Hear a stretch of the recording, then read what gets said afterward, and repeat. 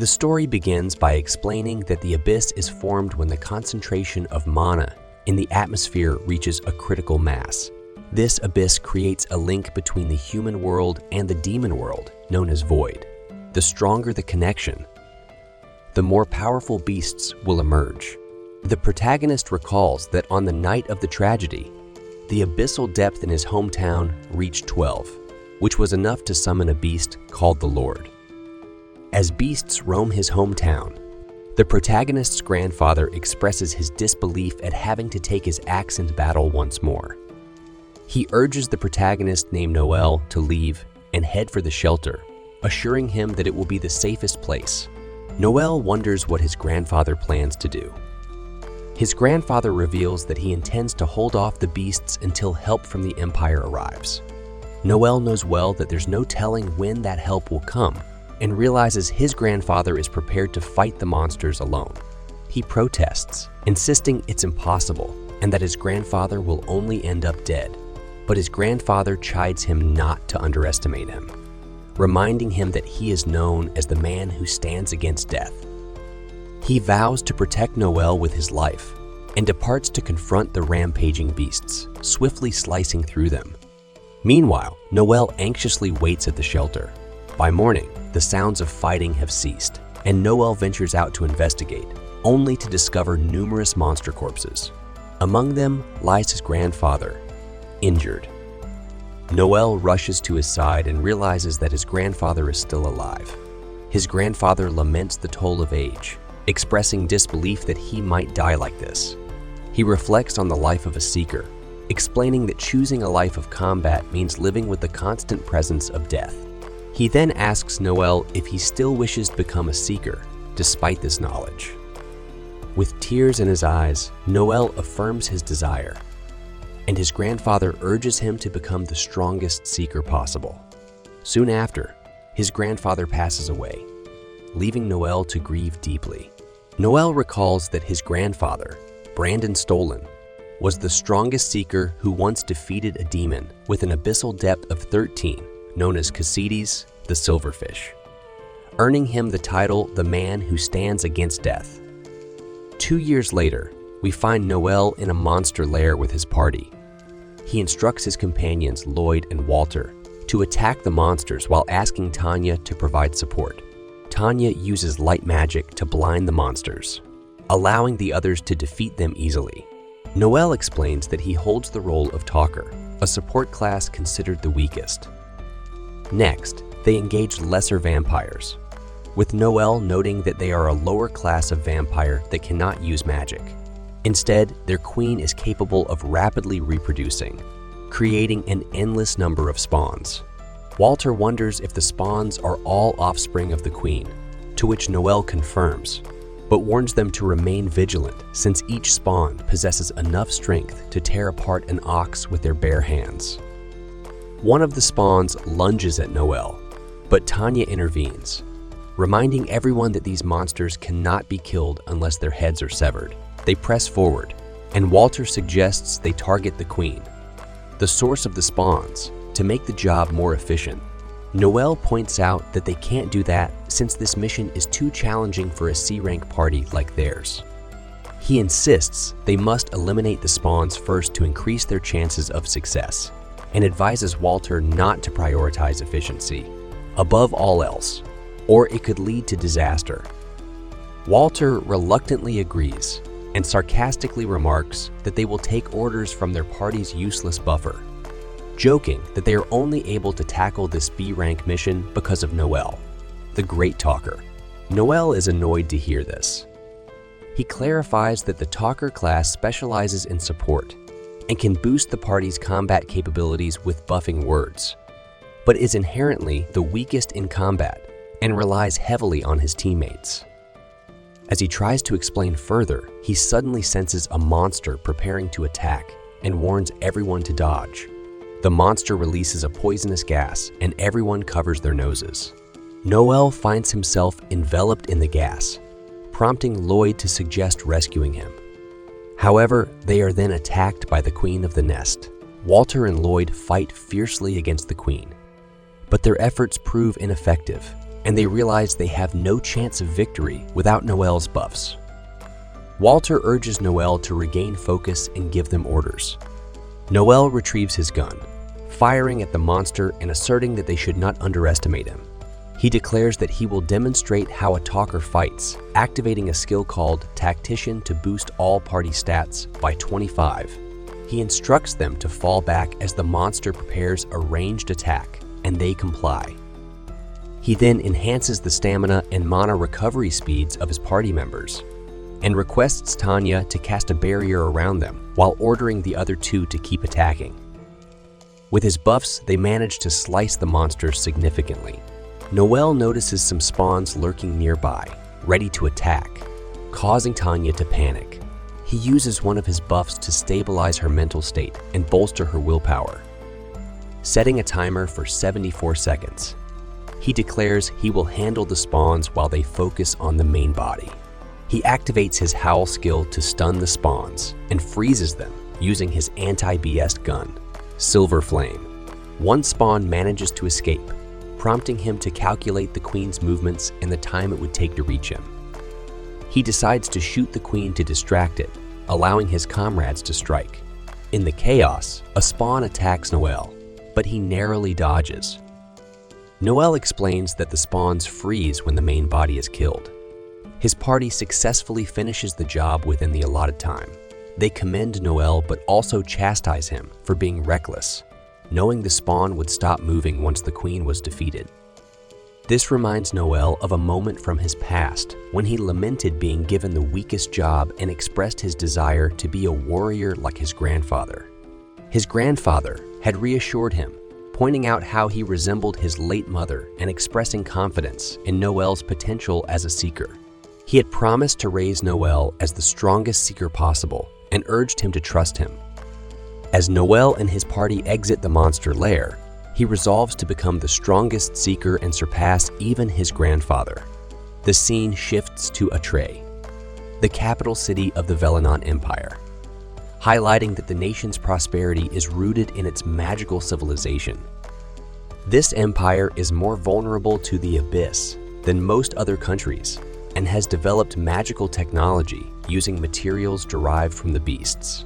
It could be said that this technology is the foundation of the nation, and as a result, the seekers responsible for protecting it from the abyss are highly regarded by the people. We then see Noel and his friends celebrating their recent victory. Noel shares that he became a seeker as soon as he turned 15, deciding to search for companions in the capital since he couldn't fight alone, which led him to this point.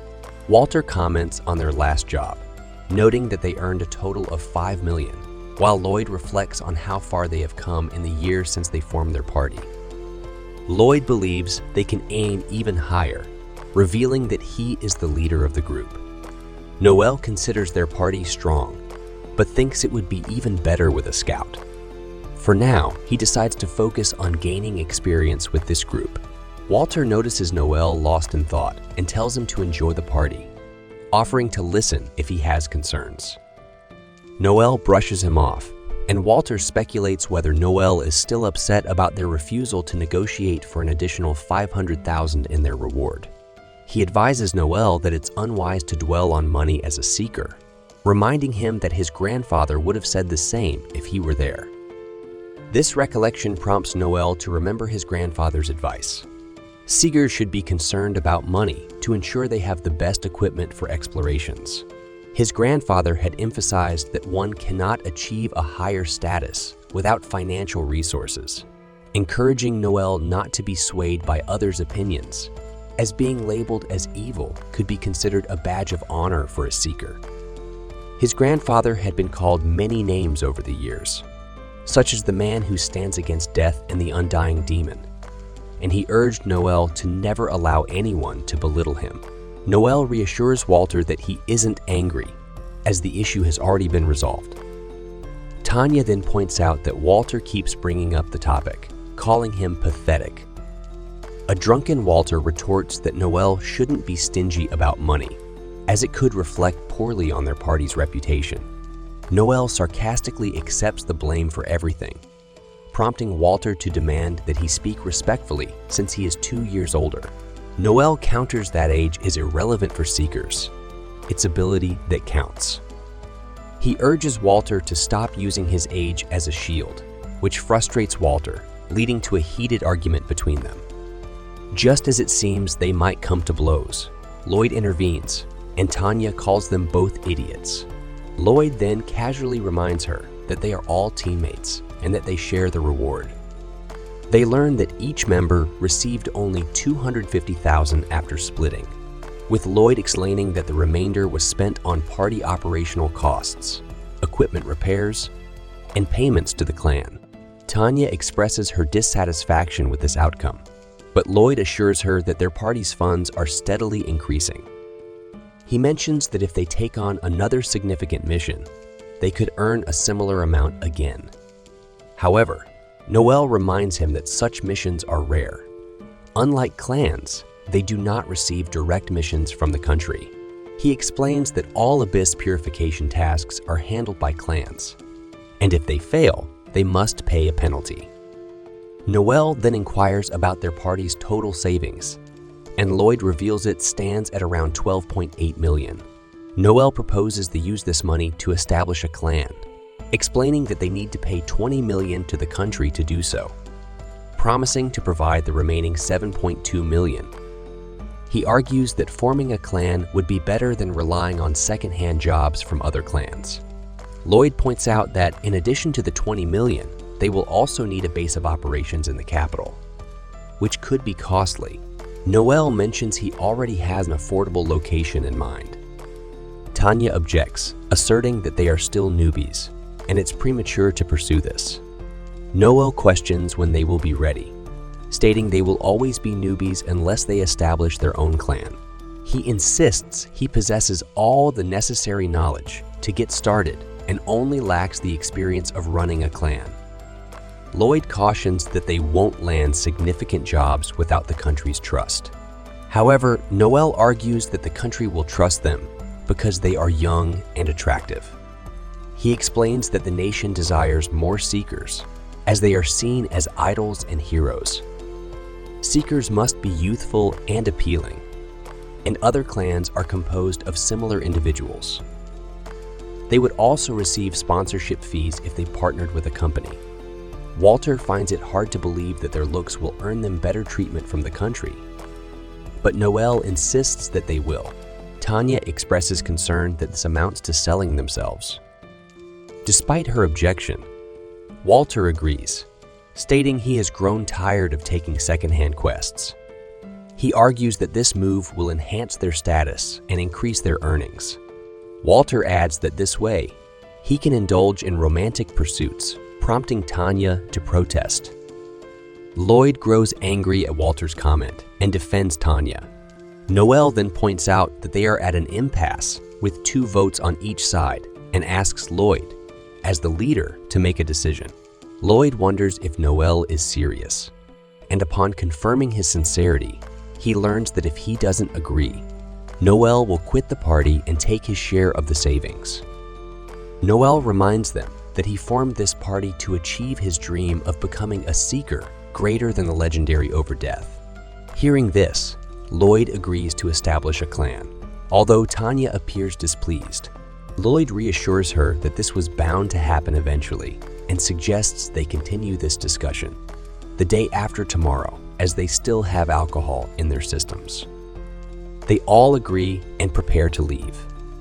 Tanya attempts to say something to Noel before he goes, but holds back.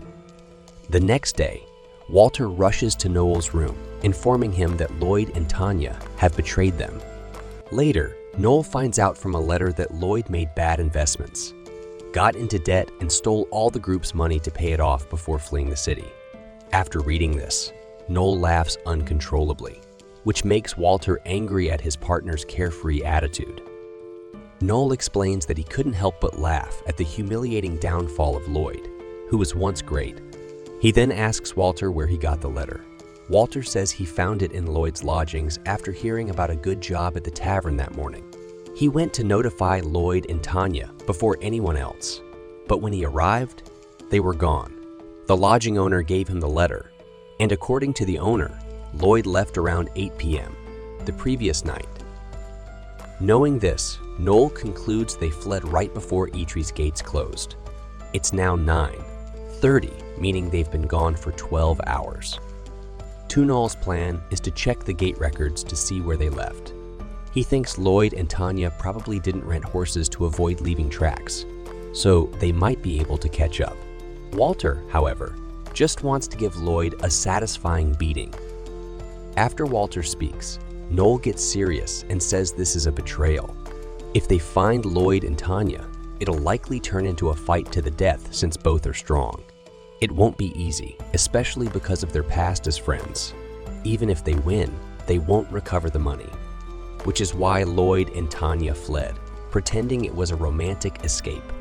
Noel vows to make them pay 100-fold for what they've done. The two head to the Orcs Club.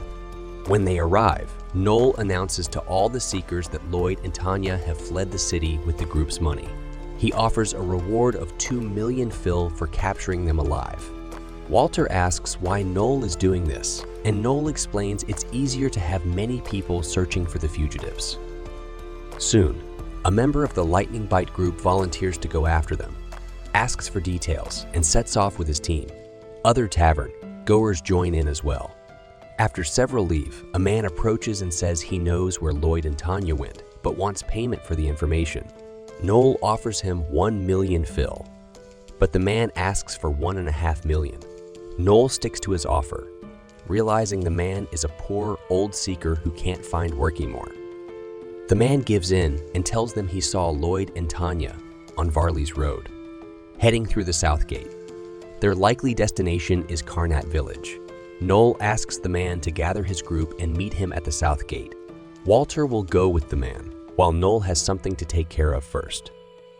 Later, Noel meets Walter and the others. Walter asks if Noel is sure he can face Lloyd and Tanya, and Noel confidently says he'd kill them both without mercy. He's always known what he'd do if friends betrayed him. One of the men from the other group asks if Noel never trusted his friends. Noel replies that trusting isn't the same as blind faith. He tells Walter to stay in the city, which makes Walter grumble about being called weak. Noel thinks to himself that Walter has a good heart, and if he's not fully committed, the upcoming fight will be painful for him. Later in the afternoon, Lloyd suggests to Tanya that they rest for the night and continue in the morning. Seeing her worry, he tells her to relax because once Noel realizes he can't get the money back, he won't care anymore. Just as Lloyd finishes speaking, Noel and his companions appear behind them, using a stun howl to subdue them. Walter nearly punches Lloyd, but holds back. Noel calmly asks Lloyd what he did with the bounty from the lesser vampire. Lloyd admits he used it to pay off another debt.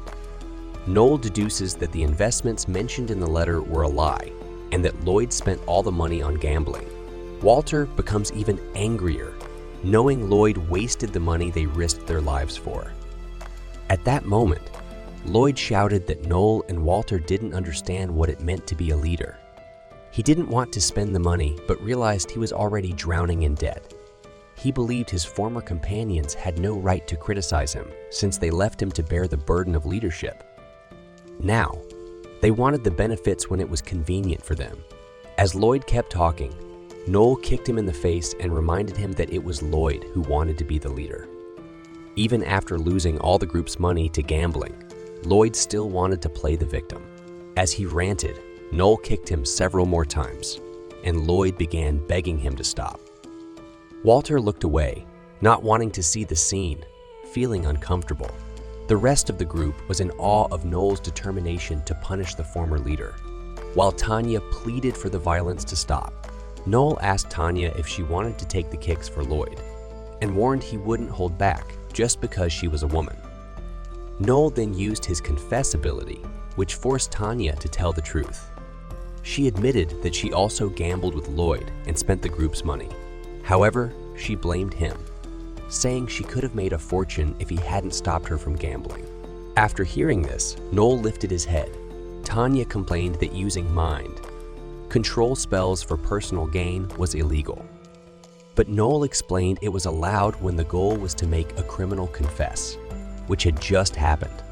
As a result, Tanya and Lloyd were either going to prison or facing 10 years of forced labor, which was the usual punishment for their kind of crime. Now that things were under control, an informant approached Noel, asking for his reward. And hey, if you're enjoying this story, don't forget to like, share, and subscribe for more. When Noel hesitated, the old man grabbed his wrist and warned him not to cheat.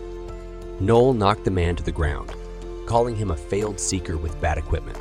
The old man drew his sword, but Noel struck him in the stomach, nearly killing him. This move reminded Noel of a technique his father had taught him. It causes a cardiac concussion that knocks out even the strongest fighter. Just then, a luxurious carriage arrived. Out stepped Finocchio Barzini, a well-known slaver. He worked for the Lucianos, the most powerful mafia family in the capital. Finocchio was both refined and cruel, earning him the nickname Mad Clown. Walter asked if this was Noel's plan all along.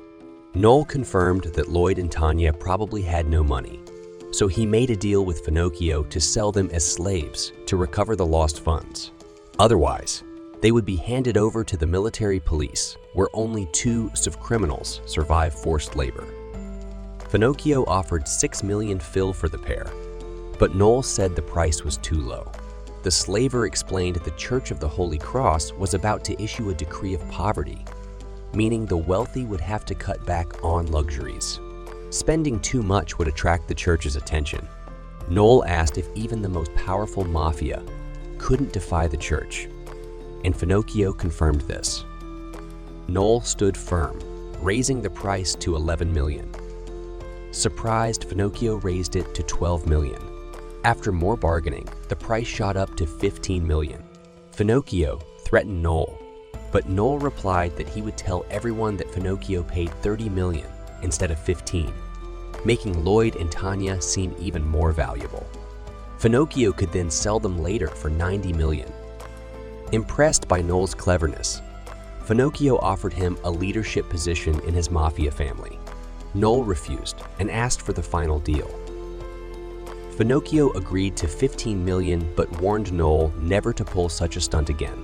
He also ordered the old man to keep quiet or face the consequences. As Lloyd was taken away, Tanya begged for mercy, reminding Noel that they were once companions. Noel coldly replied that companions don't gamble with other people's money, and a traitor will always be a traitor. In despair, Tanya turned to Walter for help. But when that didn't work, she insulted him, calling him useless. Finocchio commented on how frightening women could be, and then bid Noel farewell. Noel paid the old seeker, who tried to insult him, saying Noel was only good for giving enhancements. Noel replied that the man's insults were pathetic and that he could learn a thing or two from Tanya. As Noel left, the man called him a devil. Noel reflected that seekers hunt beasts to survive, and being called a devil by a seeker was a sign of deep resentment. He decided to wear that title with pride, aiming to become the strongest seeker in the world. The next day, back in Itri, Noel gave Walter a bottle of liquor as a farewell gift. The night before, Walter had decided to quit being a seeker because of his emotional fragility. Though Noel tried to convince him to stay, Walter had already made up his mind. The bottle symbolized their goodbye. After Noel left, Walter wondered if Noel even had a heart, especially since Tanya had loved him, yet Noel never showed any interest.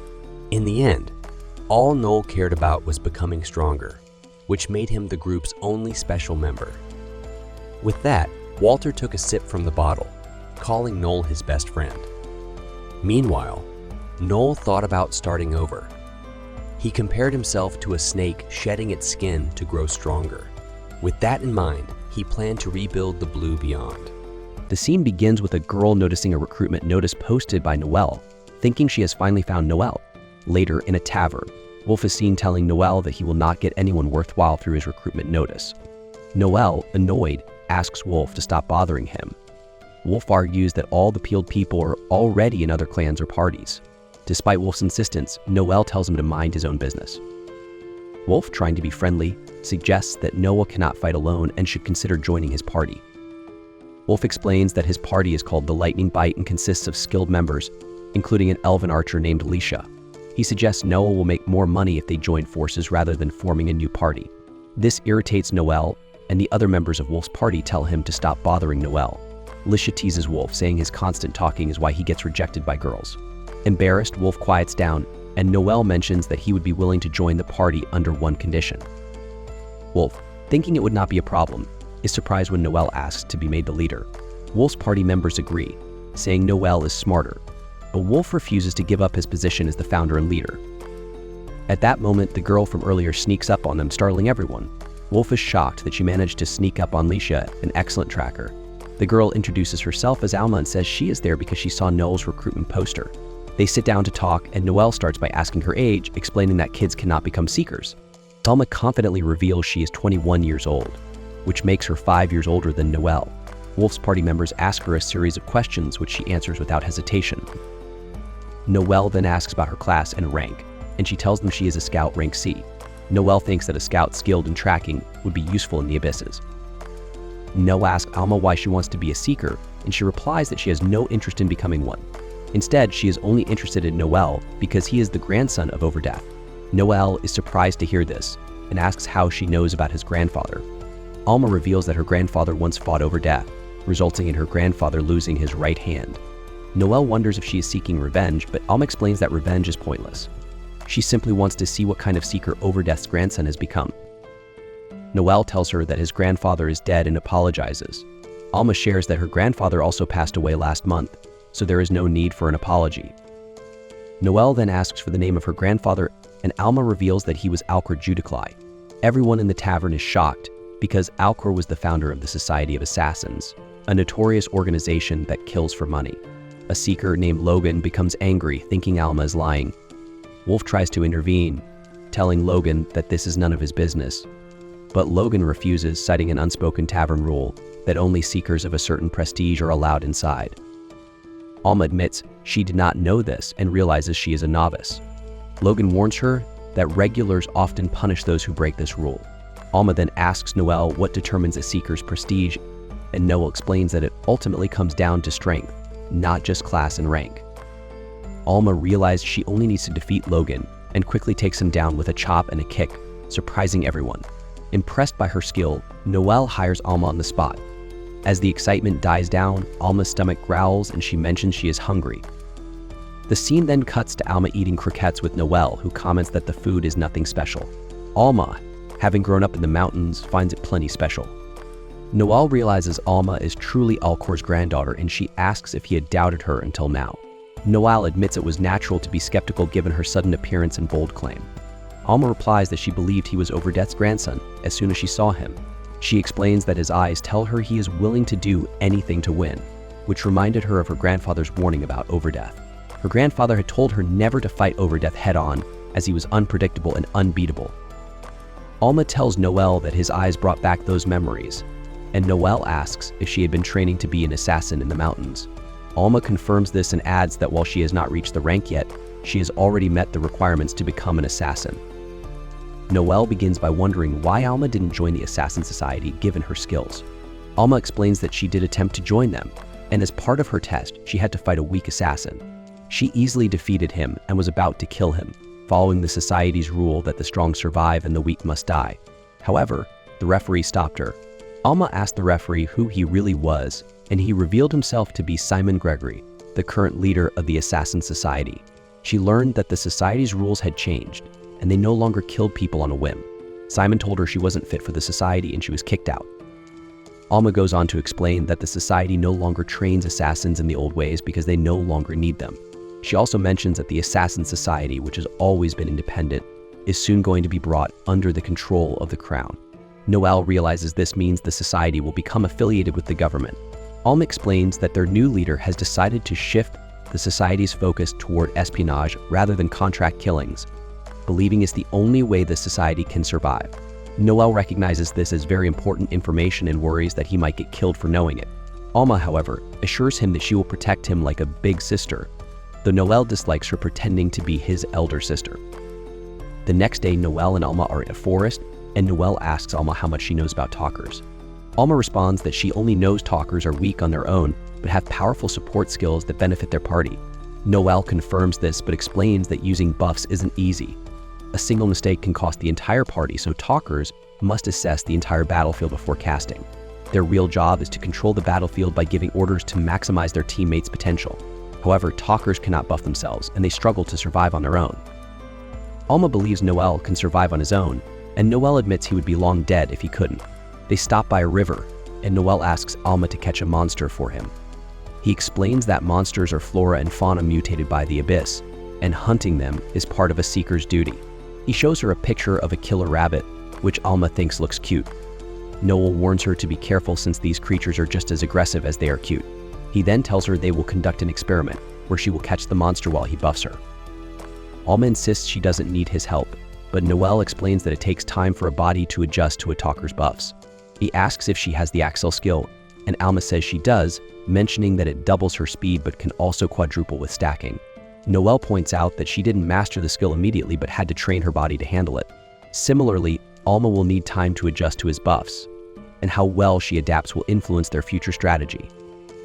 Noelle tells Alma that his last party took half a month to get used to his buffs, and she understands. He then asks how many killer rabbits are in the area, and Alma estimates there are 13 within a 200-meter radius. Noelle buffs Alma using Battle Voice and Tactician, enhancing her abilities as long as she follows his orders. Alma feels a strange energy within her, and Noelle tells her to stack her Excel to the maximum, increasing her speed 6-fold. He challenges her to catch one killer rabbit in 10 seconds. Alma starts the test, running through the forest, and catches all 13 rabbits in 8.6 seconds, shocking Noelle. Impressed by her quick adaptation to his buffs, he decides there is no need for further training. He then reveals that they will take their first quest as a party, which involves helping a small town called Mince deal with some thieves. While they ride in a carriage to the town, Noelle explains the types of job seekers do, including fighting abyssal beasts, hunting criminals, and searching for treasure. However, since their current client is a farming village, they won't be paid much, but Noelle sees it as a good trial for their party. The scene shifts to a town called Eudora, where they stop for the night. Alma, exhausted from the carriage ride, complains about her sore backside. Noelle jokes that her excitement will fade after more long rides. They search for an inn but find most are full, until they secure a single room. Noelle offers to sleep on the floor while Alma takes the bed, but Alma doesn't mind sharing, treating him like a younger brother. Noelle blushes, which Alma finds cute, but he is irritated and goes to take a bath. Afterward, Alma stretches while Noelle, now half naked, exits the bath. Alma is surprised by his well-toned muscles and admires his physique, though she believes he'll never match frontline fighters. She tells him that hard work can't surpass natural talent and mentions that he could have become the ultimate seeker if he were a warrior like his grandfather over death. This comment angers Noelle, but he remains calm and flicks her forehead, telling her to mind her own business. He then tells her to take her bath while he prepares to sleep. As Alma heads to the bath, Noelle lies in bed, reflecting on his limitations. He recalls his grandfather's words, promising to make him the strongest seeker despite his class, and thinks back on his memories of Overdeath. The next day, the mayor happily welcomes the Blue Beyond group after a year without seeing them. He's surprised, though, to find only 2 members standing before him. Noelle explains that the other 3 have retired, leaving just him and Alma. Despite this, the mayor has nothing to worry about, as the pair will handle the thieves today, according to their new leader. Inside the house, the mayor's wife serves tea, and Noelle notices a young girl hiding. When she realizes she's been seen, she hesitates. The mayor introduces her as Chelsea, saying she's been going through a tough time but was excited to meet Blue Beyond. Noelle comments that she must be disappointed since Lloyd isn't here anymore. In truth, though, Chelsea admires Noelle more than Lloyd, though no one knows this. Next, Noelle reviews the mission. The mayor's letter mentioned 20 thieves had attacked a nearby village, causing casualties and kidnapping women. Noelle asks if they found the bandits' hideout, and the mayor confirms it's in a rocky clearing in the eastern forest. Regarding payment, Noelle requests 2 zinzin up front and 3 more upon completing the mission. To his surprise, the mayor quickly pays the initial sum, surprising Noelle, who thought the man would try to haggle. He notices that the money likely wasn't easy for the mayor to gather. Still, Noelle assures him the mission will be done, and awaits the rest of the payment. As they leave, Alma teases Noelle, saying the mayor's wife was staring at her. The mayor's daughter runs up to them and asks Noel if he'll really defeat the bandits. With a warm smile, Noel reassures her that he will end the nightmare soon. The girl, excited, shows him the bamboo dragonfly she's holding, saying Noel taught her how to make it last time he was there. She adds that the ones she makes now fly higher than any other kids, and she treasures the dragonfly he gave her. Embarrassed, she runs off, hoping for a safe return. Afterward, Alma comments that Noel has a charming face, but is a scoundrel for having the girl wrapped around his finger. Not in the mood for the teasing, Noel tells her to be quiet, and they continue on their way. By nightfall, they arrive at the bandits' hideout and realize there are far more than 20, likely double the number the mayor mentioned. Observing the group, Noel thinks he recognizes their leader. Soon he identifies him as Razor the Fat, a B-rank bandit with a bounty of 2 million fil, notorious for reconnaissance. Noel thinks to himself, in a one-on-one fight, this would be easy, but the problem will be if the others surround us. Noel assures Alma that he'll handle the rest. Alma, using her stealth ability, infiltrates the enemy camp. Through their linked thoughts, Noel receives updates as she moves through the camp. Soon, she reaches Razor's tent and waits for Noel's signal. Noel then unleashes his stun howl, paralyzing the bandits in the area, and orders Alma to take down Razor. She swiftly pierces through the tent, driving her dagger into the leader's torso. With the boss dead, her task is to keep the remaining enemies busy until Noel arrives. One by one, Alma cuts down the bandits, and Noel, watching her, notes that she seems to take a strange pleasure in it, something that could be a problem in the future. As Alma counts her kills, Noel joins the fight, using a flash grenade to blind their opponents. He follows up with flame bullets, setting a large fire that quickly engulfs the camp. Later, the mayor joyfully greets Blue Beyond, asking if the bandits have been killed. Noel confirms that they're all dead and offers to show the mayor the leader's body, but the mayor declines for now. Regardless, Noel requests the rest of his payment. The mayor invites them to dine first, saying his wife and daughter have prepared a feast. Inside, Chelsea expresses her dream of becoming a seeker like Noel and wonders if she's capable of it. Noel replies that any adult can, and she should consider enrolling in the training school in Trowel, a government-run institution with a 2-year course for frontliners and a 1-year course for those working behind the scenes. He warns her, though, that the government doesn't cover living expenses, so she'd have to manage that herself. He also suggests she could gain experience as a support, though it's not a common path. Supporters help seekers and get to observe them up close. Enthralled, Chelsea asks if she could join Blue Beyond once she's strong, and Noel assures her that if she becomes skilled and still looks up to him, they will fight together. The mayor and his wife then bring out a bottle of wine to celebrate, something the mayor had set aside for a special occasion. Noel, noting the wine's exceptional quality, insists the mayor take the first sip. The mayor's expression suddenly changes to suspicion, and Noel cuts to the chase, asking the man to drink the wine he poisoned.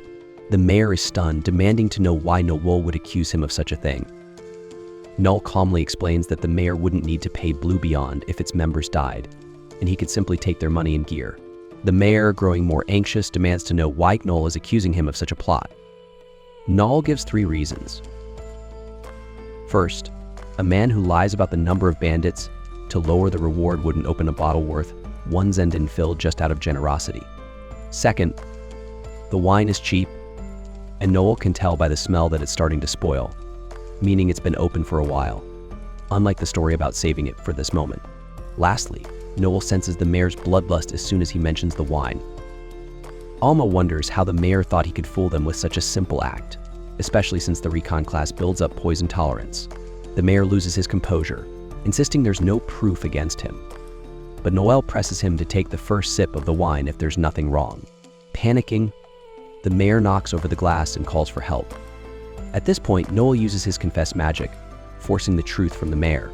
He admits to poisoning the wine, planning to kill Blue Beyond and steal their valuables after they dealt with the bandits. Chelsea, horrified, asks if her father really intended to kill Noel and her. Before she gets an answer, Noel strikes the mayor in the right eye, making it clear that he won't stop there. The mayor begs for forgiveness and promises to pay the 3 zenden he owes, but Noel demands all the mayor's money if he wants to live. The mayor pleads, saying he has debts to pay the Gambino family, a mafia that will kill him if the payment is delayed. Noel remains unfazed, continuing to threaten him. In desperation, Chelsea brings out 8 coins, 2 zizens, the last of the family's money, and hands them to Noelle. Her father calls her a fool, warning that the Gambinos will kill them all without that money. Chelsea, however, stands firm and gives the coins to Noelle. He accepts the payment and calls Alma to leave. As they go, Chelsea shouts in anger, declaring her hatred for Seekers, but Noelle ignores her. On their way back, Alma comments on how hard life is for Seekers. Noelle asks if she's referring to what just happened. She says no, but wonders if he's really okay with everything. Coldly, he assures her that he is. Alma then remarks that losing the admiration of someone who cared about him isn't good, no matter how he sees it. Noelle responds that if he feared disappointing people, he would have stayed on a deserted island. At that moment, they spot an airship in the sky, marked with the Goat Dinner Clan symbol. Noelle explains that this symbol represents the 3-star regalia, showing the clan is recognized by the Empire. There are 7 regalia clans ranked by their achievements, 4 3-star clans, 2 2-star clans, and 1 1-star clan. Owning an airship is a privilege of the regalia, and the ship likely carries some of the smartest and wealthiest people in society. Noelle then shares his ambition to reach that level of prestige within a year. Hearing this, Alma recalls a test from her past where Simon Gregory asked if she had killed Alker Judicolo, the former leader of the Assassin Society. Alma admits it was easy since Alker was already very old.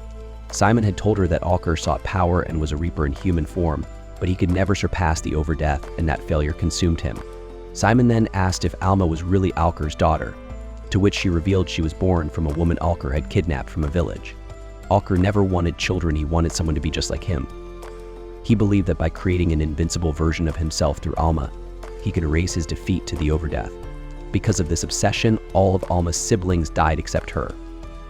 Even though Alma succeeded in surviving, Simon told her she no longer had a place in the Assassin Society, as it had become less violent. Alma was devastated, realizing she had spent 21 years training for something that no longer mattered. As consolation, Simon told her that the Overdeath's grandson had become an eloquent seeker in the capital, the weakest of all classes. His name was Noelle Stolen. Recalling that moment, Alma embraces Noelle and vows to always fight by his side. This brings an end to our episode.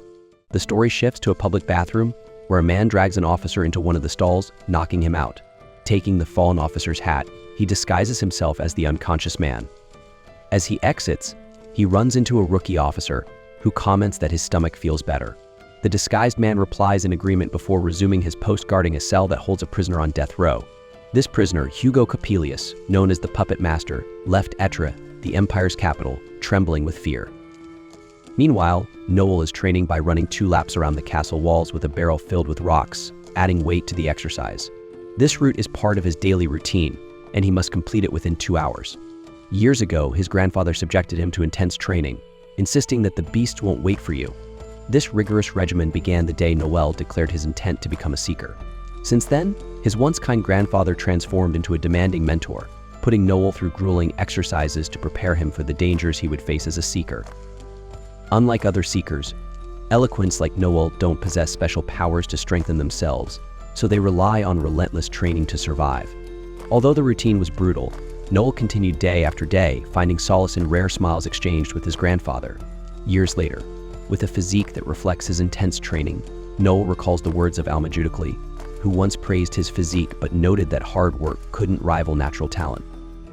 Alma, a former member of the Assassin Society, not only praised Noelle, but also made unwanted advances, forcing him onto a bed and teasing him. She mocks him, claiming no younger brother can defeat an older sister, a reference to the sibling dynamic she insists on. When Noelle resists her, she jokes that he's adorable when he's desperate and even requests a kiss. Frustrated, Noelle resorts to a firm headbutt, causing Alma to complain that such force is unbecoming, suggesting instead that a flick would have been more gentlemanly. Trying to move past Alma's advances, Noelle suggests they head to the Assessor's Guild, explaining that it's the place where adventurers can evaluate their class and rise in rank.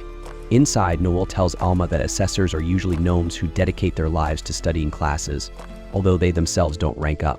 He asks Alma if she has the mark needed to climb in rank, and she explains that she does, adding that a mark usually appears on the chest or back of the hand when it's time to rank up. Alma hopes Noelle's mark will appear on his back, feeling it's the ideal spot for such a symbol. Nearby, they overhear a gnome congratulating an adventurer who has just ranked up. Seeing this, Noelle wonders if Alma will become an assassin, but Alma hasn't decided and is open to suggestions. He expresses concern about finding a class that fits well with the new members of the Blue Beyond, their group. Alma asks if he truly plans to recruit more members, and Noel confirms, explaining they need at least one more person before venturing into the abyss. Next, Noel leads Alma to a dwarven blacksmith, where he regularly has his equipment maintained. Upon arrival, the dwarf notes Alma's striking features and welcomes her as a new member of the Blue Beyond. Afterward, they head to a bookstore specializing in skill books. Noel asks for a skill book suitable for Alma, who is a C-rank scout, setting her budget at 1 million fil. He tells her to spend it wisely on books and not waste the money. After some time, Alma returns with her purchases, which include the book Armor Piercing, a projectile skill that reduces the target's defense by half, priced at 800,000 fil.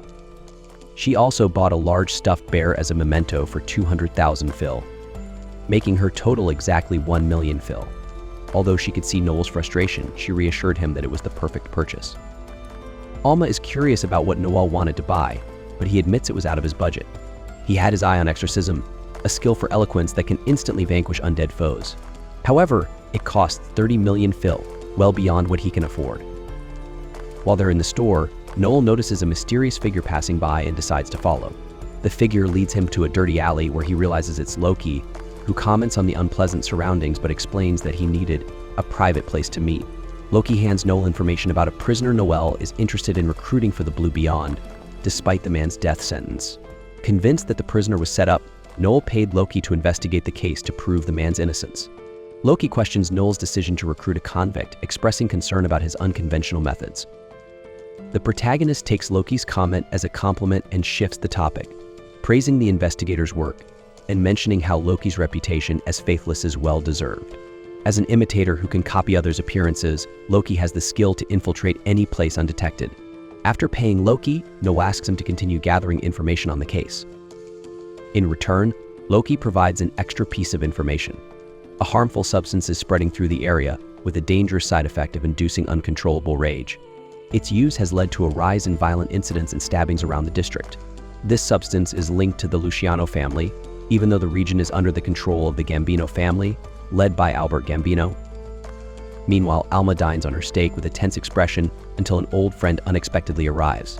Reflecting on the Gambino family, Noel realizes that the former boss had died, leaving his son to inherit the business. Observing the poverty around him in the outskirts, he laments that the old boss had been respected, even by figures like Fenechio Barzini, and would never have allowed such a dangerous substance to be sold. As Noel looks around, he notices a young man with an unusual appearance for the area and wonders if he might be an immigrant. Despite his youth, the beggar is far from home, likely with unfulfilled dreams and ambitions. Feeling compassion, Noel leaves a coin for him. The beggar calls out, thinking Noel dropped the coin, and warns that this place isn't safe for a pretty girl like Noel. Offended, Noel clarifies that he is a man, which surprises the beggar. When the beggar tries to give back the coin, Noel insists he wouldn't touch something handled by someone dirty and turns to leave. Suddenly, the beggar chases after him, only to be met with a swift kick from Noel. Noel harshly tells him he's worth less than that silver coin, causing the beggar to have flashbacks to another man who treated him similarly. Reliving his trauma, the beggar takes a defensive stance, prompting Noel to realize he's no beginner in combat. The beggar attacks, but Noel skillfully dodges and counters by slamming him against the wall. Impressed, a stranger watching nearby asks if Noel's a ninja.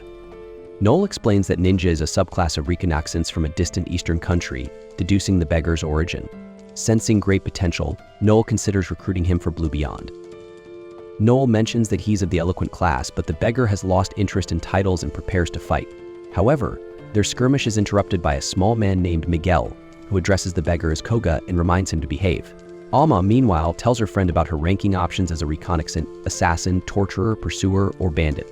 The evaluation guild found her most suited to assassin or pursuer, but she is waiting to make a choice based on her team's needs, as Noel suggested. Miguel places a painful restraining spell on Koga using a ring, which Noel recognizes as a vow of subordination, an illegal item that forces the wearer to obey the ring's owner. Miguel questions Noel, assuming he's a pretty girl, and in response, Noel kicks him away and points a gun at him, demanding answers. With no escape, Miguel reveals his story. He had fled from Solland after running an illegal fighting ring for the D'Lembert family and stealing money from them. Seeking refuge in the imperial capital, he plans to establish a new underground combat market, training Koga, a gladiator purchased and trained in Solland, to fight for him. Amid this tense situation, Alma assures her friend that she's capable of standing alongside Noel and will protect him if necessary. If anyone else tries to join Blue Beyond, she believes they won't last long. Considering the circumstances, Noel briefly contemplates killing Miguel to free Koga. Suddenly, the sound of a gunshot breaks through the air. Suddenly, a gunshot rang out. Noel fired just above Miguel's head, warning him to disappear and starting a 10-second countdown. Panicked, Miguel fled, kicking Koga to wake him up and get moving too. Meanwhile, Noel thought the boy was foolish not to kill his oppressor and seize his freedom, considering the strength he had. In truth, Noel didn't want a weak, nearly dead stray, he wanted a fierce wolf, which was why he let the swordsman escape. Afterward, Noel returned to Alma and asked why Lisha was there. Instead of answering, she thanked him for the meal as though he were paying. After they ate, he clarified that he wasn't covering the bill. The elf frowned, saying he didn't need to be so stingy, especially since he had left their meeting without apologizing. Alma was also upset, pointing out that if Lisha hadn't shown up, she would have had to eat alone.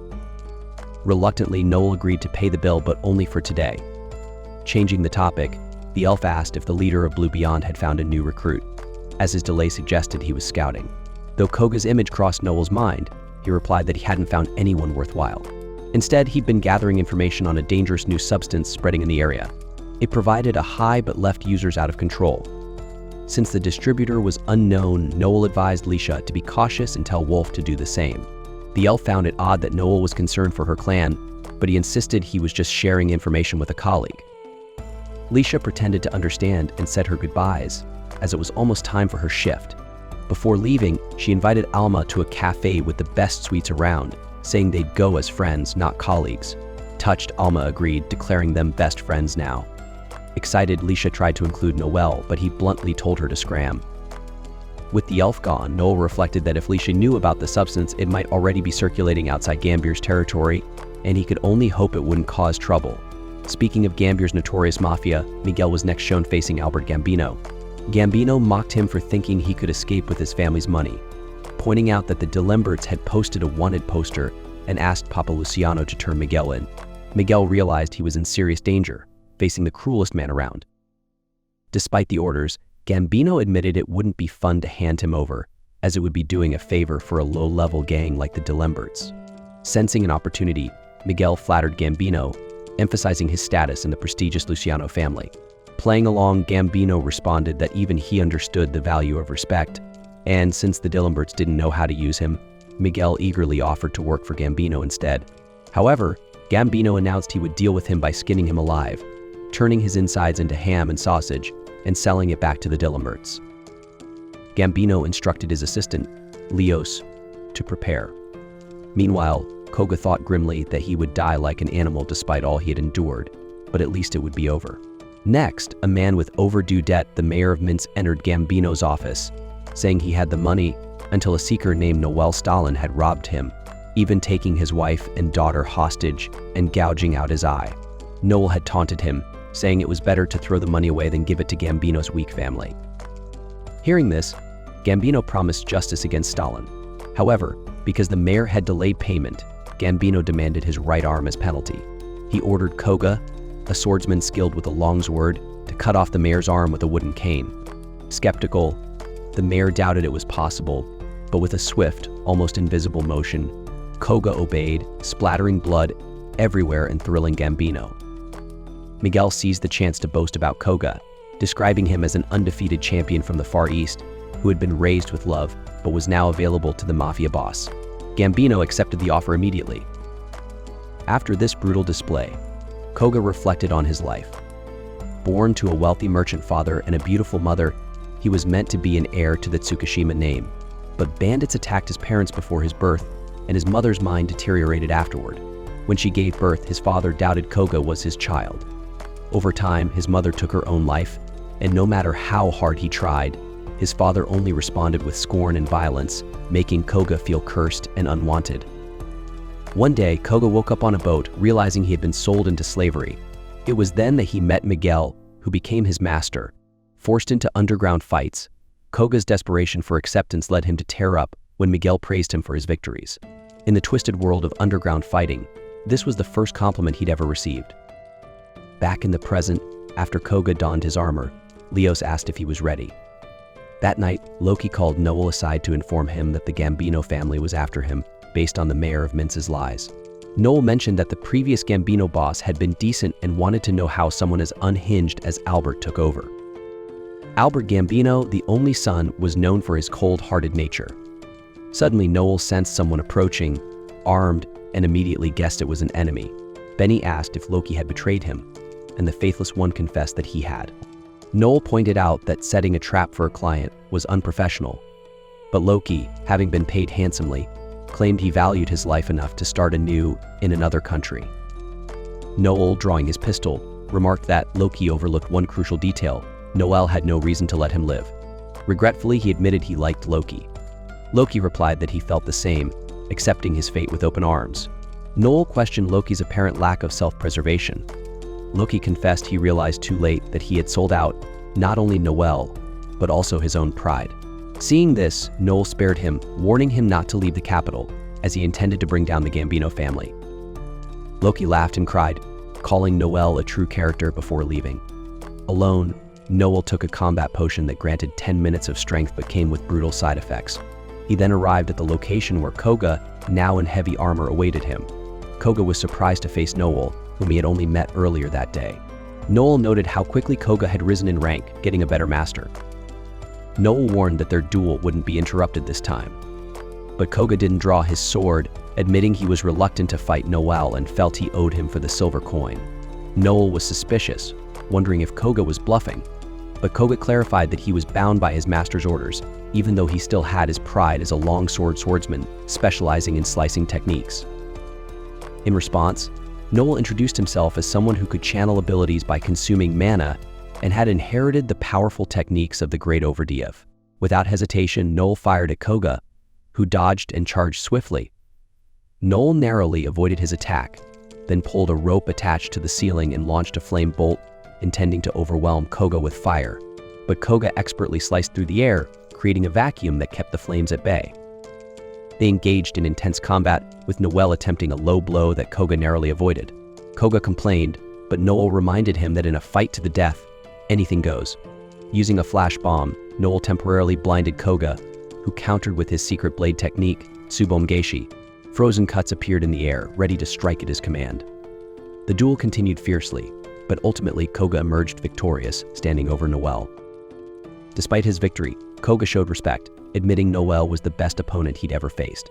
Noel questioned why Koga didn't finish him, as Gambino had surely ordered his death. Koga hesitated, but Noel urged him not to throw his life away for a master who would abandon him. At that moment, a woman named Alma appeared, declaring herself the only one who could truly defeat Noel. She'd come summoned through a link Noel had set up before taking the potion. As she attacked, Koga hesitated, not wanting to fight a woman. Amused, Alma assured him that she was stronger than him. Despite his reservations, Koga countered her attacks, demonstrating his skills. Noel observed their fight, recognizing that there would always be someone stronger. With renewed resolve, he vowed to become the strongest and never hesitate again. As the battle continued, Alma poisoned her blades while Koga summoned his ultimate technique, Eye Gleam. But before they could finish, Noel fired a flare, signaling them to retreat, as the military police were on their way. Koga acknowledged that he had no choice but to flee. Later, Koga returned to Gambino, who presented him with Miguel, his former master. Gambino warned Koga that this time no one would protect him if he failed. Before leaving, Koga delivered Noel's message to Gambino. Noel vowed to destroy the Gambino family if they didn't confront him directly. Enraged, Gambino ordered his men to hunt Noel down. As they left, Laos, Gambino's assistant, suggested that Koga might be drawn to Noel's strength, implying that he admired him deeply.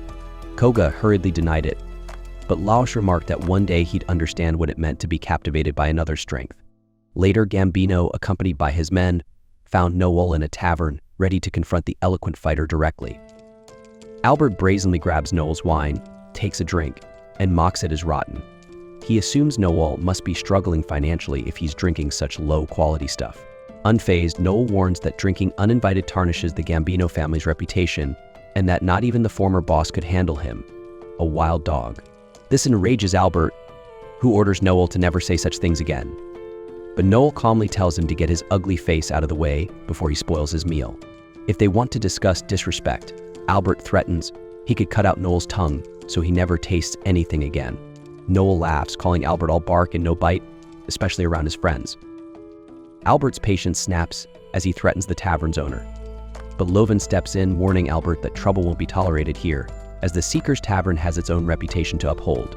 Furious, Albert orders his men to kill everyone, but Loven reminds him that starting a brawl here would have serious consequences. The Gambino family is already on thin ice with the authorities, thanks to their activities on the streets. Hearing this, Albert hesitates, and Noel mocks him as a coward who could never take on the crown, or Don Luciano. Noel goes on, saying that even if Albert wasn't so obnoxious, he wouldn't be enjoying the wine it was poisoned. Noel explains he had poisoned it when Albert walked in, which is why it tasted so terrible. Panicked, Albert bolts from the tavern, desperate to find a doctor, as Noel assures him he'll die anyway. With Albert gone, Leos praises Noel's sharp tongue and casually takes a sip of his own wine, calling the poison story a bluff. He tells Noel to leave Etri at once if he values his life, leaving money on the table as a warning. Noel coolly accepts, saying he'll leave the capital immediately. As he exits, he tells Logan his career as a seeker is over. Outside, Alma celebrates the plan's success, but Noel cautions it's too soon to celebrate. They plan to return in a week, as Noel has unfinished business, while Alma will train in the mountains, determined to defeat the swordsman in their next encounter. They part with a promise: Noel will bring down the entire Gambino family. A week later, Albert returns with his gang, furious to find Noel back in Etri. But when he orders his men to kill Noel, they ignore him. Confused, Albert demands answers from Leos as Noel laughs, explaining that Albert lost his right to lead. The Gambino family, it turns out, has grown weary of Albert's cruelty. They used to follow the Gambino name with pride, but Albert's madness has pushed them to the edge. In a twist, Noel reveals Albert's birth certificate, obtained by Loki, proving Albert's mother was married to another man, making his claim to the Gambino name false. Even the former boss only accepted him out of past love for Albert's mother. Noel then adds that a doctor exposed Albert's scheme to poison the former boss, revealing the cause of death as murder, not illness. Leos denounces Albert as morally bankrupt, unworthy of the Gambino legacy. Albert, desperate to hold on to power, insists he was the old man's chosen successor. But Leos, fed up, proposes a duel. If Albert can beat Noel, he'll be recognized as the head of the family. Albert can even choose someone else to fight for him if he's too afraid.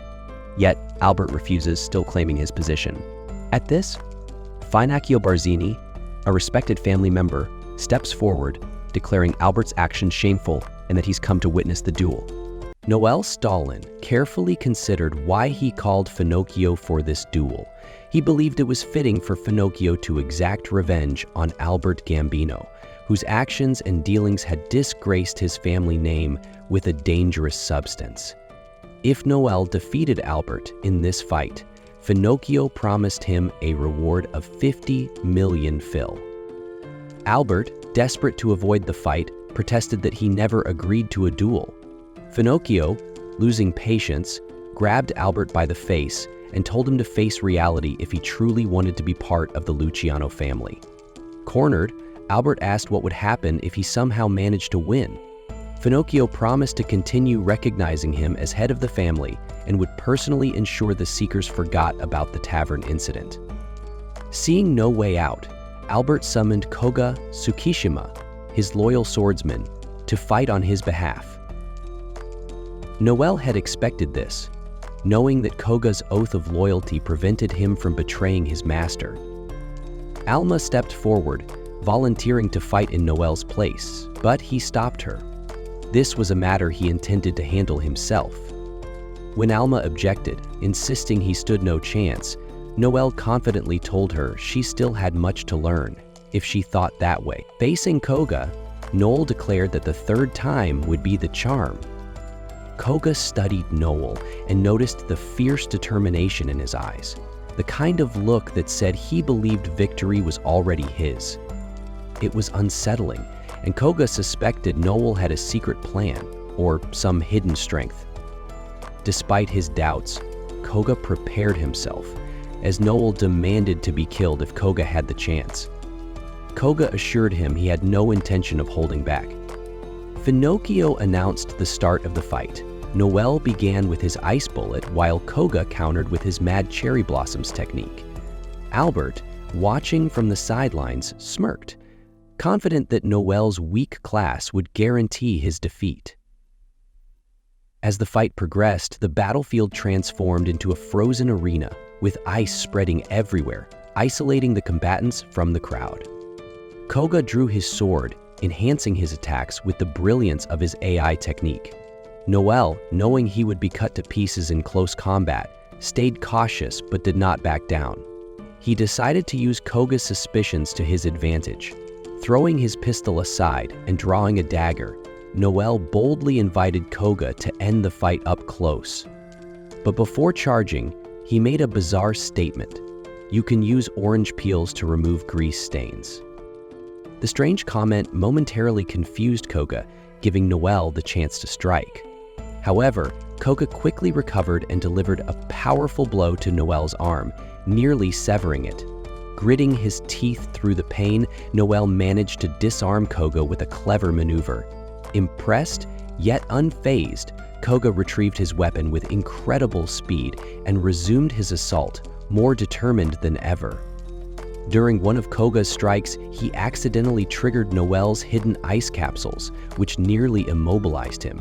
Seizing the opportunity, Noel launched himself at Koga and delivered a devastating kick powered by his thundering war skill, striking Koga in the chest and head. Koga coughed blood and staggered, barely conscious. In that moment, Koga had visions of his past. He remembered his childhood, marked by fear and feelings of worthlessness. He saw himself as weak, unwanted, and incapable of expecting anything from others. As a gladiator, he fought only to survive, growing stronger with each battle. But no matter how strong he became, he still believed he was powerless, a tool for others to use. Pinocchio declared Noel the winner. Defeated, Koga reflected on the difference between them. Despite Noel's weaker status, his confidence and strength were undeniable. Koga wondered what Noel had sacrificed to become so formidable. If he had possessed even a fraction of that resolve, Koga thought he might have fought for freedom or love. With the duel over, Noel left the rest to the Gambinos, dismissing their thanks and refusing to accept any debt. As Noel bandaged his wounds, Alma scolded him for his reckless use of the thundering roar against a frontline fighter. She argued that winning was not everything, especially for someone in a leadership role. Noel admitted his mistake and promised to act more wisely, vowing on his grandfather's name. Alma teased him, asking him to rely more on his big sister, to which Noel once again insisted they were not related. Leaning back in his chair, Noel reflected on the Gambino's downfall and the damage caused by their dealings.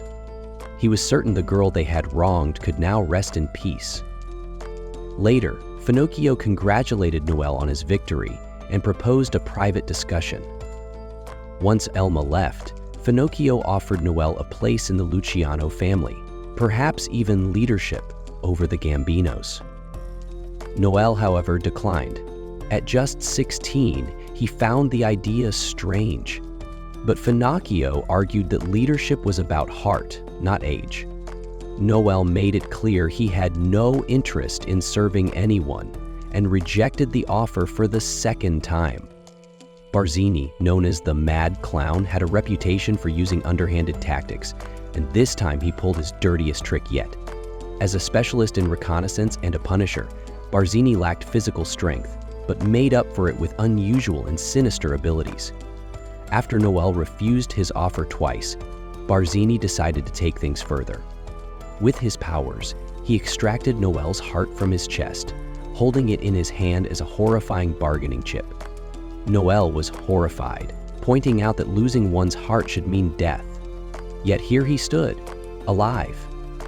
Barzini explained that the heart was still connected to both of them through his power. If Barzini moved more than 5 meters away from it or decided to crush it, Noel would die instantly. Barzini justified his drastic actions, explaining that he saw Noel as a future threat to the Luciano family. His plan was either to eliminate the boy now or force him to become an ally. But Noel, unshaken, gave Barzini a defiant smile. He stated firmly that even though Barzini controlled his heart at the moment, Noel would one day rise so high that not even the Luciano family would be able to touch him. If Barzini wanted to kill him, he should do it now. However, Noel warned that such a move would cost Barzini his dignity as a leader. Killing a young man out of fear was not the act of a true head of the family. Noel called himself the true king and challenged Barzini to decide once and for all. Barzini hesitated, questioning whether he was truly afraid of Noel. After a moment of reflection, he declared that he had only been joking and returned the heart to its rightful place. Before leaving, Barzini made it clear that Noel had better live up to his bold claims of reaching the top. Noel simply told him to watch and see for himself. As Barzini climbed into his carriage, he heard Albert Gambino, the once proud leader of the Gambino family, begging for mercy. Barzini mocked Albert, calling him a coward. He promised not to kill him outright, but instead condemned him to live like a pig, feeding and tending to the animals as punishment. Albert's despair was met with cold laughter as he was dragged away to his fate. The next day, Noel made arrangements to formally make Koga Tsukishima his servant. However, he immediately made it clear that he did not want a slave. Noel told Koga that he aimed to rise above all seekers, and for that, he needed a fierce wolf by his side, not a timid pup.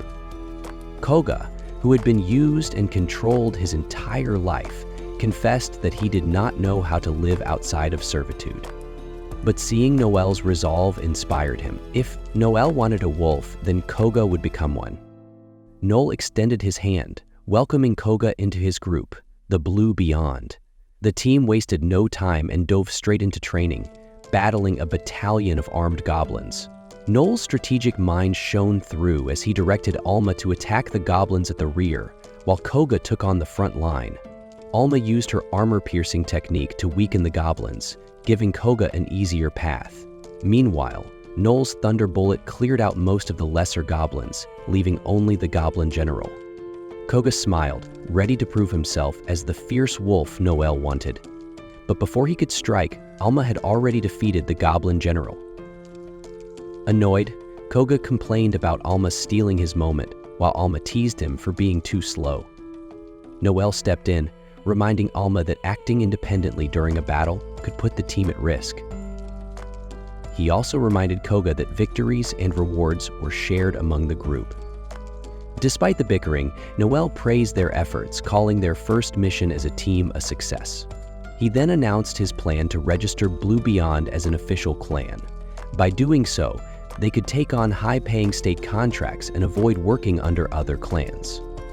As Noel held a symbol in his hand that marked his ascension to rank B, the group could sense the excitement in his voice. With each step forward, Noel felt himself drawing closer to his ultimate goal, leading the strongest clan, facing the most dangerous enemies, and claiming the prestigious 7 Stars regalia. The next morning, Noel asked a maid to bribe the owner of the establishment, ensuring smoother business in the future. As this was happening, an older man introduced himself to Noel. His name was Harold Jenkins, an inspector for the Seekers Guild. They sat together over fine wine, and Harold complimented Noel's ability to produce such a beverage. Noel humbly credited his grandfather's legacy and his team. Curious, Noel asked what had brought the inspector to visit, since he had already shared everything he knew about the tragedy that befell his homeland. In response, Harold revealed a photograph of the very lord responsible for destroying Noel's homeland. Recognizing the figure, Noel explained that 2 things went missing that day: the lord's body and his grandfather's battle axe. When he asked Harold if the lord had been defeated, the inspector recounted grim news. The Night Rage clan had tried, but was utterly wiped out. Later, the guild sent the Supreme Dragon clan, but by then, the lord had vanished into the void. This lord seemed to operate on its own will rather than being drawn to the world by fate, which was highly unusual. More importantly, this was the same lord who had killed Overdeath, Noel's legendary grandfather. Harold explained that this lord might have the potential to ascend to level 13 abyssal depths and become a Valiant. Valiants were a group of 10 immensely powerful lords, each capable of destroying the world. The last Valiant, Corsetus the Silverfish, emerged 40 years ago and destroyed 3 nations before being defeated by Overdeath's clan. Harold noted that Noel resembled his grandfather, especially in his eyes. Being close to Brandon Stalin during his time with the Bloody Sword Federation, Harold wanted to check on his grandson's progress, especially since Noel would soon turn 15 and be eligible to take the Seeker test. As Harold prepared to leave, Noel confidently told him to remember his face, as it belonged to someone destined to become the greatest Seeker of all. Later, Harold spotted Noel walking with Alma and Koga.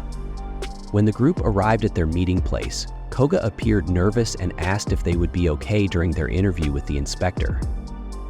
Noel assured him that they just needed to respond appropriately, but Alma teased him, saying the inspector might reject them if offended. This only made Koga more anxious, fearing he'd ruin their chances. Alma, adding to the drama, jokingly suggested that Koga should practice seppuku if that happened. Before the tension could escalate further, Harold entered the room.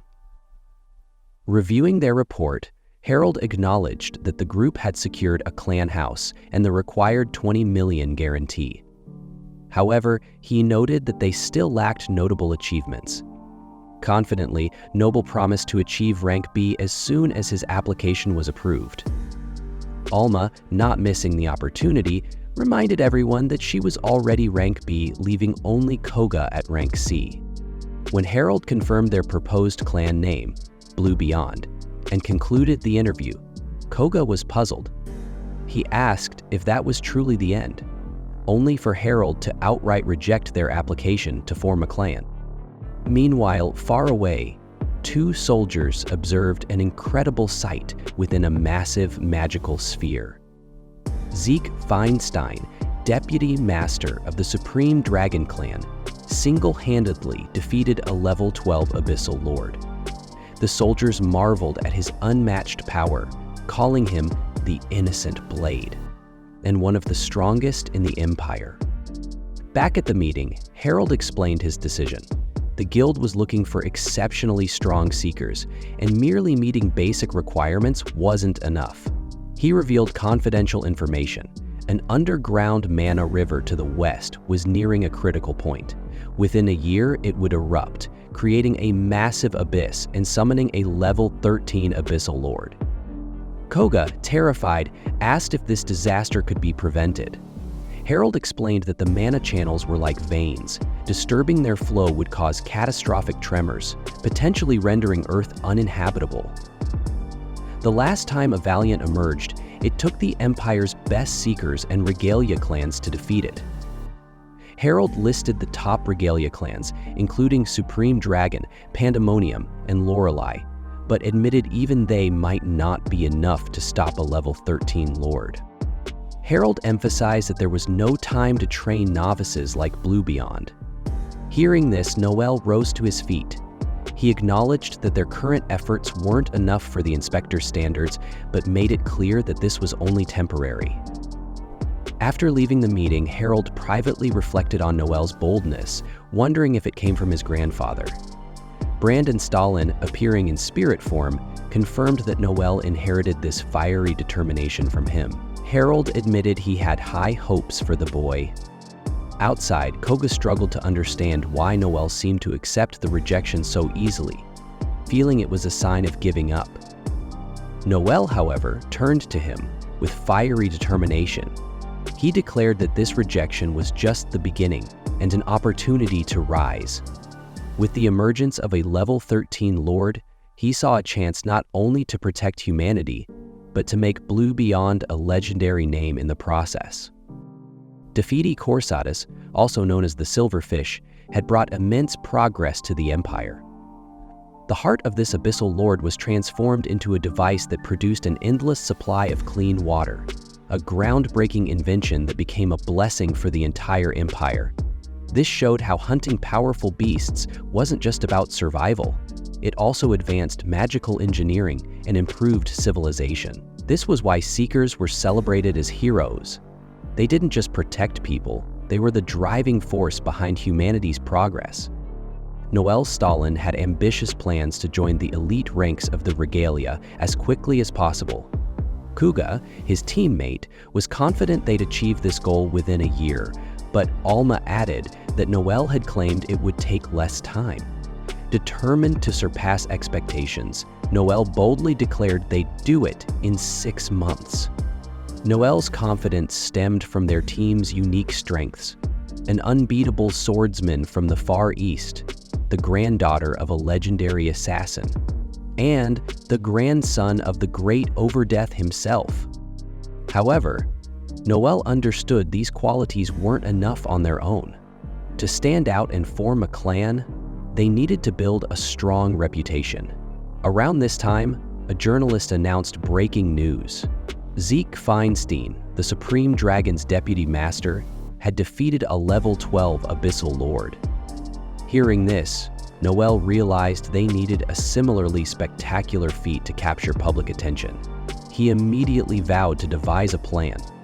To start, Noel went to the Seekers Guild and selected the strategist class for his specialization. During the ritual, he gained incredible cognitive abilities, allowing him to analyze battles in real time, predict outcomes with precision, and adapt strategies instantly. This marked a pivotal step in his journey as a seeker. Later, Zeke Feinstein visited the city and was quickly surrounded by admirers. Aware of Noel's rising reputation, Zeke sought him out and introduced himself. Noel recognized Zeke as one of only 3 X-rank Seekers in the capital. The others were Leo Aiden, the Kingslayer and master of the Pandemonium clan, and Victor Krauser, the beginning one and leader of the Supreme Dragon. Leek mentioned Noel's connection to the Gambino family, but Noel denied it, though Zeke wasn't fooled. Cutting through the formalities, Zeke directly invited Noel to join the Supreme Dragon clan. However, Noel, known for his defiance, refused. With a smirk, he challenged Zeke, stating he'd only consider joining someone who could prove they were the most powerful seeker. Noel then posed a provocative question. Between Zeke and Leo, who was stronger? This question hinted at a dangerous duel, as a fight between 2 X-rank seekers could lead to death for one or both. Zeke, amused by Noel's cunning, saw the comment as a compliment and walked away. Not long after, a passerby made the mistake of ranking Zeke as the second strongest seeker, citing Leo's greater number of victories against abyssal lords. Furious, Zeke launched the man into the sky, showing his temper. Watching this unfold, Noel silently noted Zeke's impulsive weakness. Meanwhile, Alma was training with Lycia but lost another sparring match. Lycia advised Alma to think more strategically and protect her rear guard, citing Noel's calculated approach as an example. Their conversation was interrupted by Ophelia, an elf and member of the Way Knights. She introduced her teammates: Keem, a lancer, Vaclav, a beast summoner, and their leader, Leon Frederick. Ophelia reassured Alma that seekers should always support each other. However, Ophelia couldn't resist bringing up rumors about Noel Stalin. She claimed he had sold his allies as slaves and had ties to the mafia. Leon scolded her for spreading unverified rumors, and she apologized, though Alma admitted privately that much of it was true. Elsewhere, Noel met with Loki, seeking assistance with another plan. Reviewing a list of B-rank seekers, Noel's interest landed on Leon Frederick. Later, as the Way Knights celebrated a successful mission led by Leon, Noel observed from afar with a sly grin. He recognized that even powerful seekers like Zeke had weaknesses. Determined, Noel promised to use every opportunity to climb to the top. This brings an end to our episode. As always, thanks for watching.